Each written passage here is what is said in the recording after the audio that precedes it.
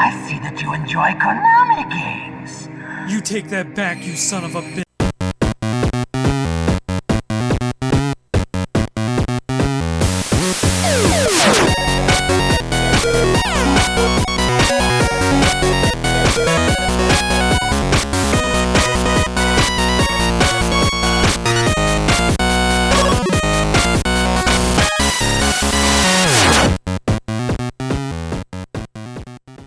I'm just gonna come right out and say it. I love Hideo Kojima's work. While I don't always agree with his direction, and he is by no means perfect, he is responsible for some of my favorite moments in video games. Kojima's like the Ric Flair of game design. He can make a minute-long scene with a ladder interesting. Though criticism levied against him is certainly valid as well. Kojima loves cinema, and his games are full of references and shoutouts. Sometimes he just outright emulates scenes, and without any real context as to why.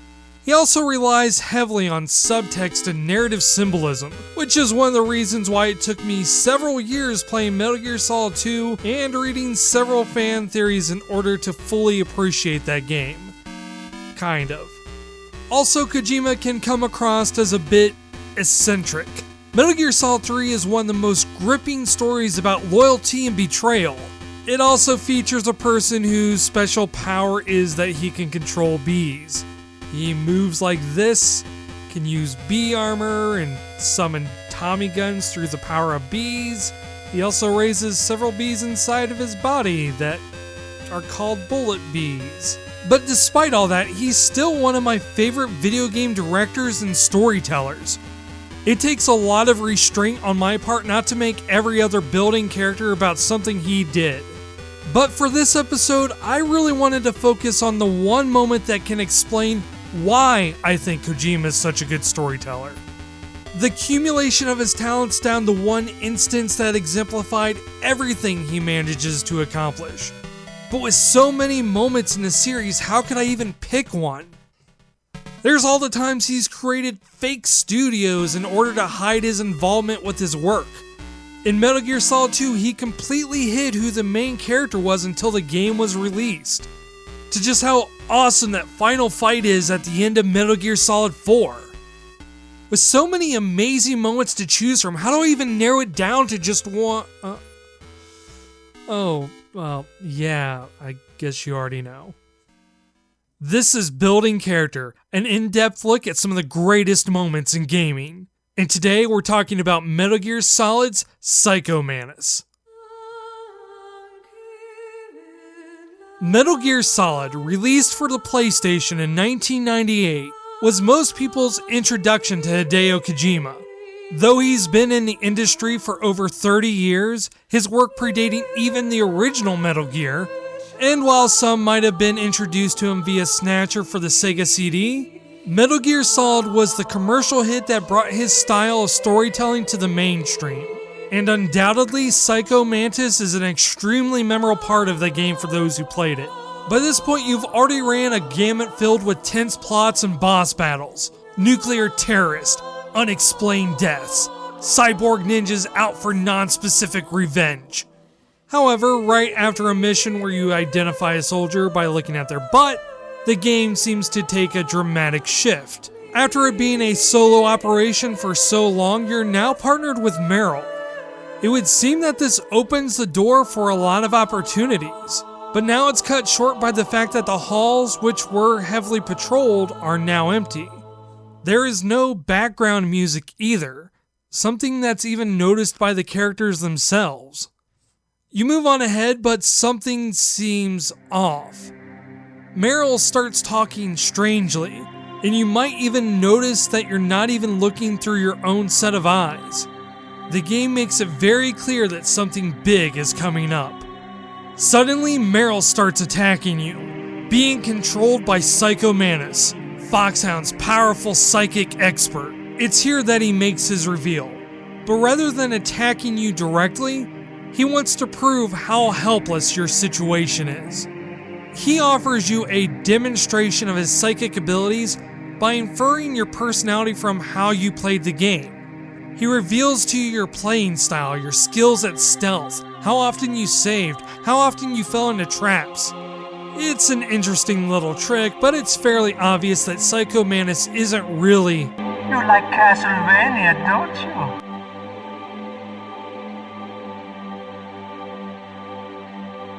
you? Let me give you some context of my first experience with this. As a kid, I was never able to afford very many games.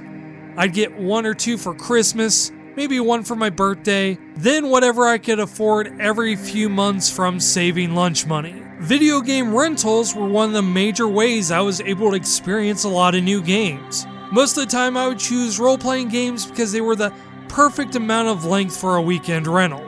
So imagine the surprise coming from a 12-year-old SoberDwarf when Psycho Mantis is telling him, You enjoy role-playing games.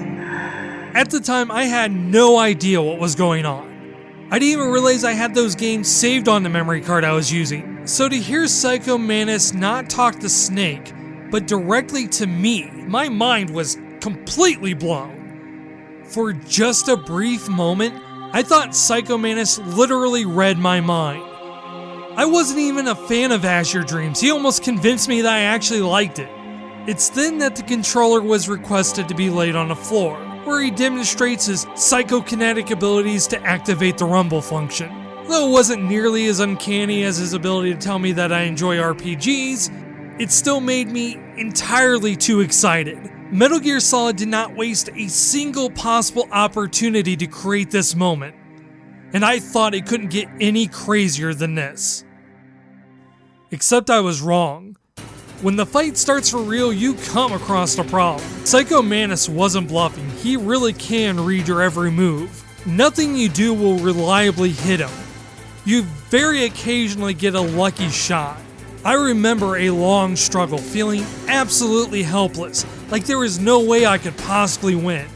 And Psycho Mantis took every opportunity to remind me. I can read your path. I was desperate for answers. I thought I had to wake up Meryl to get her to fight him. Like somehow having 2 people would overload his telepathy. Meanwhile, I'm confused why my TV is changing channels to a Hideo mode.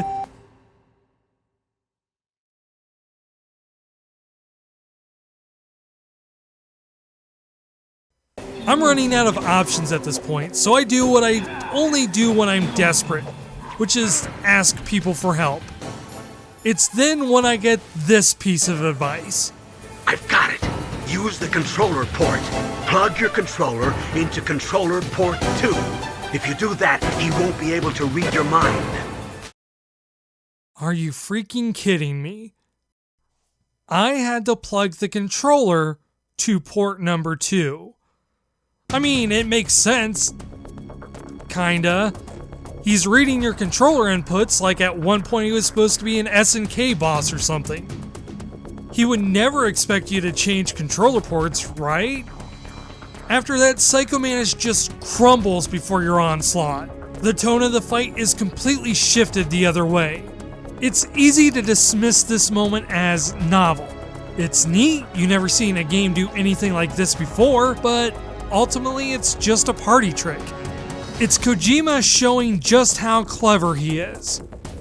But as a story, it doesn't make any sense, and at worst, whatever immersion you had is shattered. Suddenly, all that tension it was building doesn't matter. The plot has no agency. None of it matters because it knows it's a game. The fourth wall is completely shattered. Not that the fourth wall wasn't full of holes anyway. Ignoring obvious things like tutorials on how to do certain actions, they acknowledge it everywhere. Earlier, you were asked to look on the back of the CD case to find Meryl's codec number, which is really hard to do when you rent the game, by the way. Later, Ocelot tells you that you can't use auto-fire to get past a certain section. Breaking the fourth wall is something that Kojima has done since the original Metal Gear, and practically every game since. It's to the point that Metal Gear Solid 2 was completely based around that fourth wall not existing. Well, maybe. Sometimes I'm still not really sure. Regardless, these moments completely break immersion, which is arguably bad for telling a cinematic story. but its amazing game design. Hideo Kojima often gets misattributed for being more of a movie director than a game designer. The man loves cutscenes and wears his love of cinema on his sleeve. It oftentimes seems like he's more interested in making a movie than a game, but a lot of his decisions would only work for a game. For example, going back to The Pain, he's rather silly. If you were just watching it, it would be easy to roll your eyes at the ridiculousness of it all. But when you consider that you're actually playing a game, all of a sudden the character design makes perfect sense. His abilities, combined with the level you fight him in and how you defeat him, make for a very interesting and memorable boss fight. Kojima isn't trying so much to pull you out of the story as much as he's trying to put you into the game.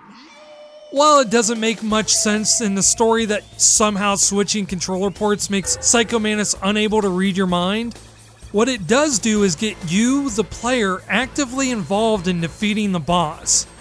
The whole concept of Psycho Mantis isn't about him fighting Snake. He's fighting you because he's a video game boss and you're the player. Psycho Mantis is telling you that you can't beat him. He's reading your mind. That he can only be defeated by your actions. The tonal shift between Psycho Mantis anticipating your every move to when he's getting absolutely crushed by your actions reminds you of just how vital your role is. It's a simple power fantasy, but it's an effective one. But this moment could have only happened by putting aside the heavy narrative and allowing the game to be a game, to do things that only games allow you to do. And that can only have been done because Kojima was aware he was making a video game. He allows the game to be serious when it needs to be serious. He builds those moments and treats it like it's never been more important. But when it's time for a game to be fun, he lets all of that go and just allows it to be a video game. He'll have a fourth wall breaking moment or a funny codec conversation, or just give you the freedom to not take the game seriously yourself and have fun with it. Kojima never treats this like it's a shameful thing, that there has to be this segregation between gameplay and story. Campbell tells you to use port number 2 with the same agency as he does telling you to save the life of his niece. The moment where Psycho Mantis realizes you defeated him by jumping over that fourth wall yourself is done in the same breath and tone of where he talks about his traumatic childhood. Both the seriousness of the story and your enjoyment are treated with the same gravity and respect. And so even ridiculous concepts like a psychic that can read your memory card, or a man who controls bees seem completely logical and believable, all the while still being fun and entertaining. But it never hangs its head in shame or makes jokes about it. Well, at least until Twin Snakes, that is. It doesn't always work. I'm not saying Silent Hill 2 would have been a better game if it was somehow more lighthearted. Hey James, what's wrong buddy? Come on, have a little fun, it's just a game. It's obviously more important to know what kind of story you're trying to tell and know what you can get away with. Some of the most popular games aren't often entirely serious or even entirely comedic, because ultimately that's human nature. We can laugh at serious things and still enjoy them. We can appreciate the gravity of the situation even when we're joking.